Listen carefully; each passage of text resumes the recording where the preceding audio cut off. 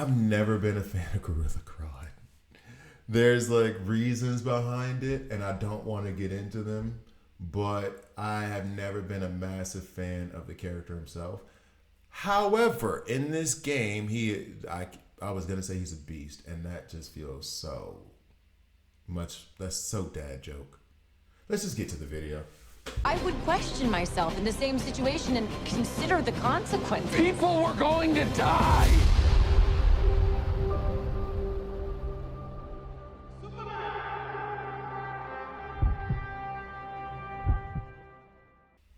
Hi guys, I'm Grodd here, and this is a DC Worlds Collide video. In this video, I'm going to go through Grodd. I'm going to do the newer format, if you didn't notice from the Constantine's, that disaster that was, the Constantine videos. This is the format that I'm doing now. So that video came out, and I think there were some others after it.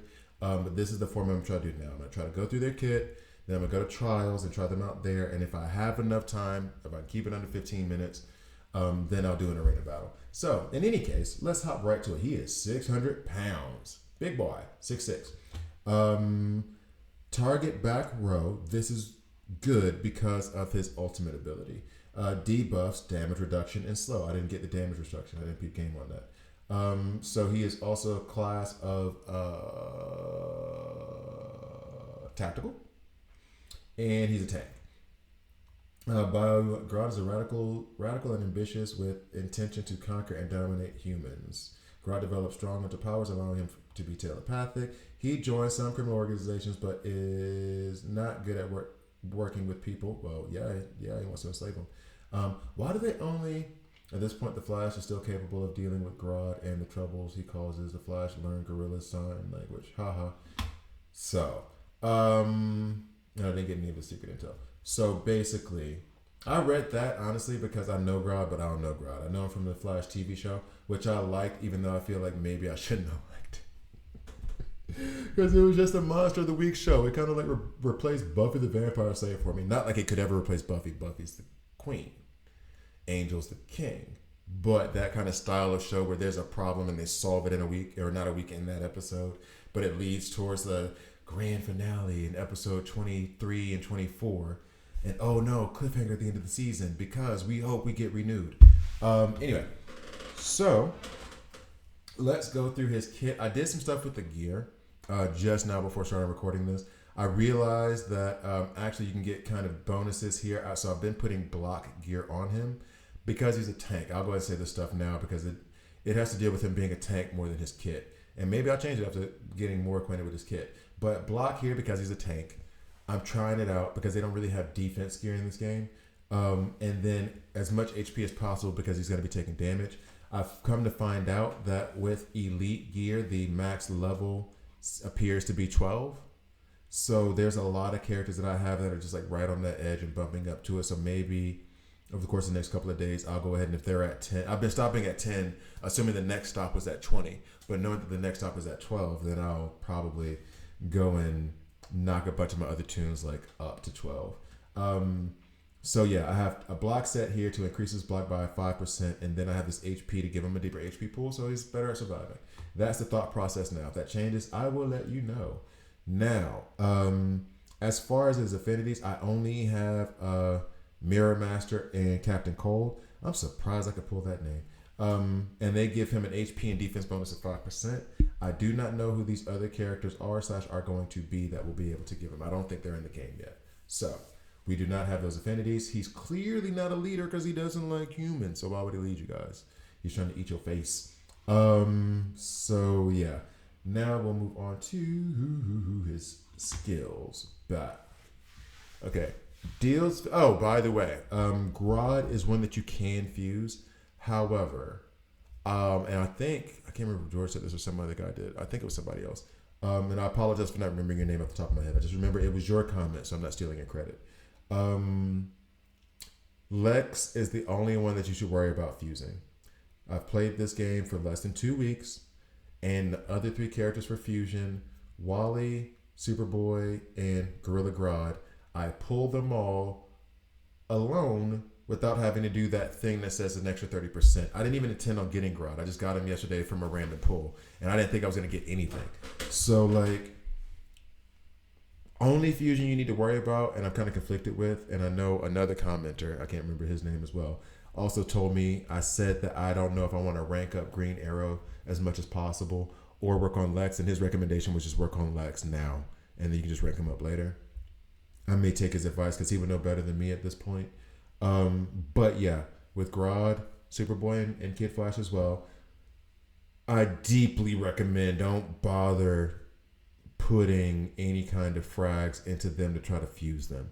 Use those frags to either rank up characters, or if you like the character enough that's elite, then just rank up that elite character. Otherwise, use them to rank up your epics. I would not try to fuse those guys. I have all three. It is what it is. Okay. Basic attack deals physical damage equal to 85% of attack to a single enemy target or to a single enemy, and adds 1 stack of armor break for 2 turns. Maybe this is a thing, but it seems like tanks get less on their basic in terms of damage. He's at 95% now, which is pretty okay. And then armor break, just in case. Defense decreases, other way around, by 20%, and crit resist by 5%, max 5 stacks. Passive. At the start of battle, gain 40% damage reduction for 2 rounds. Cool. When taking damage from damage dealers with debuffs, each type of debuff grants him 5% damage reduction. Okay, so basically, if I put him with debuffers, Ocean Master, I had a name in my head and it just flew out. But anyway, if I put him with debuffers, and they have like 3 or 4 over there, I'm going to get 5% per debuff that's there. That's really, really nice. So the more you weaken, the less you can hurt them. At the start of battle, damage increases by 55%, and then damage reduction gained for each type of debuff increases to 8. Okay, cool. There's that. Then the next passive. When attacked, he has a 30% chance of increasing one random type of debuff the damage dealer has by 1 stack for 3 rounds. I like that as well. So like he's prolonging your debuffs if you touch him. I like that. The only thing I have about this game that is not exactly what I want from it is that they have this tank class or whatever, but it doesn't mean that the enemy's gonna hit you. It's not a taunt, it's a tank. So you can put them in front of you, but Damien can still hit the back row. Like he's not, like the taunter is not drawing the attention of the attacks. So they can still avoid you if they want. They could just hit the other one on the front row. So that part is a distraction from the game for me. I wish they would give them a taunt, because I mean, it is also idle gameplay. So like I need to have a little bit more control in that, being able to set up a taunter and put him somewhere, you know? Anyway, it is what it is. And then onto his ultimate, which is the thing that I love the most. Use telepathy on the enemy back row, dealing superpower damage equal to 80%. Who cares about the 80%? And knocking them back 25% on the action bar. So we're making them go 25% later than they would have. I've seen it. You can see it on the bar on the side. I've seen it literally hit them, and then all their icons go back. And then your team gets to go, if they're in that position. You know what I mean? Also adds 1 stack of slow and 1 stack of weaken for 2 turns. We'll read about slow in a second. If the target has 4 or more types of debuff and control effects, the knockback on the action bar increases by 15%. Damn it, Grodd. That's nice. I need to take you rank 6 prontito. Fudge. And then on the next one, level 3, which they don't tell you when you get to level 3. Can you tell me when? Why? What happened? It increases to 35%, which then means like the knockback is going to be 50%. Rewinding by 50%. I like that so much. I need to take him to rank 6. I did take Penguin rank 7 because I wanted him to be able to poison the folks when he gets hit. I like tanks. that do something to you when you touch them. I do like that a lot. Weaken. Did we go over weaken? No. Decreases attack by 8% and block break by 5%. Slow decreases speed by 5%. I wish that was faster or bigger. So that is his kit. Let us go to the Grodd trials so I can learn how to use old buddy. I have used him a good bit. He has fallen for me a lot, but I think that's just because he's not thick enough yet. So that's why I was working on his gear. So let's go ahead and go into the trial. Grodd is a tank character, the debuff characteristic. So like, you'll forgive me if I don't read through all this stuff again, because they're just going through this kit. Use telepathy to knock enemies back. They're just going through his kit all over again. So Grodd's ultimate can knock back the enemy roll on the action bar. So here's the fun part. I want you guys to watch. Hey, Blaine. Hey, mine. Where you going? I want you guys to watch the action roll. Forward. Let's go ahead and slow it down. Over here on the side, you'll see all these robots get slid back. Boom. See? And then watch them slide. Whoop. Went back up. Now in this scenario, these guys are so slow that it didn't make much of a difference, but you saw them like jump back up. So if I had other characters that were like close to going then, they would have taken their turn. We're going to get one more turn here, I believe. And then I think you get to see his ultimate one more time. He'll probably kill them with that ultimate though. Yep, there we go. And then watch them all slide back. Whoop. And then Grodd gets to go again. So he's pushed himself in front of them.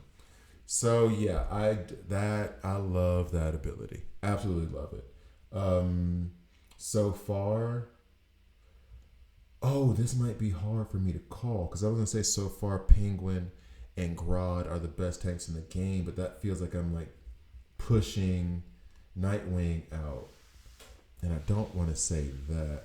Oh, and this is not, Lex is the best in the game. Like that's just what it is. Same thing was true in DC Legends when he got that rework where I spent I don't know how much money to get him, and I don't want to talk about it. But yeah, like Lex is the best. I'm questioning Superman because I just don't know yet. I've played with him a little bit. I'm not sure. I do like Grodd. I do like Penguin a lot. Grodd, I think, has a lot of potential that I haven't been able to fully utilize. Penguin's been doing a good job. Grodd's passive can add debuffs to damage dealers. So let's watch. Sup, Damien? How you doing? I'm going through Grodd now, and I'm going to go through Ivy after this and then call it a video. I just did Constantine, and he literally put me in a bad mood. I was in a good mood today, and he put me in a very bad mood. All right, so, actually, this is still on 1X. We don't need all that noise. So when they hit him, they're weakened. Oh, and he just decreased their speed. Oh, there he is. I do like these animations. I just have one problem. I wish that we could decide whether we want to see them or not.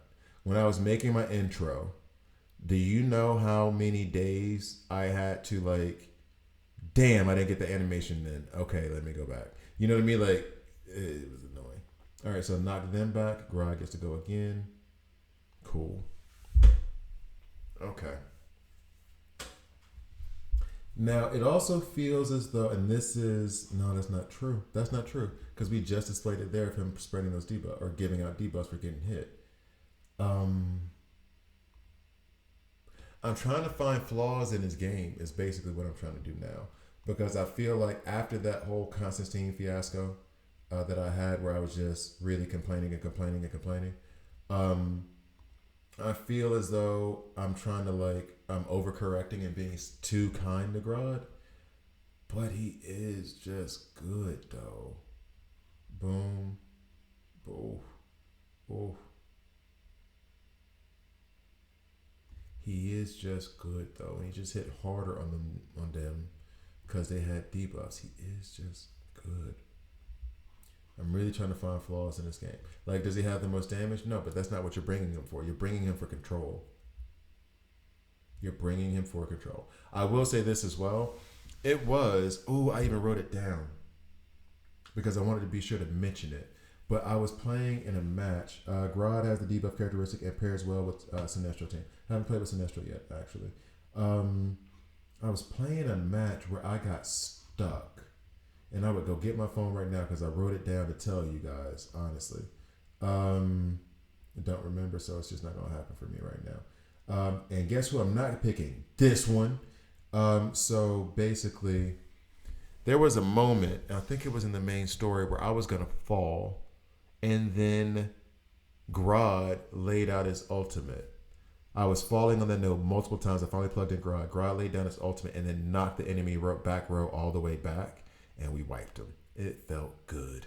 It felt so good. Like I said before, any game like this, turn-based RPG games, most valuable debuffs are stun, whatever version of stun it is, whether they say it's freeze or,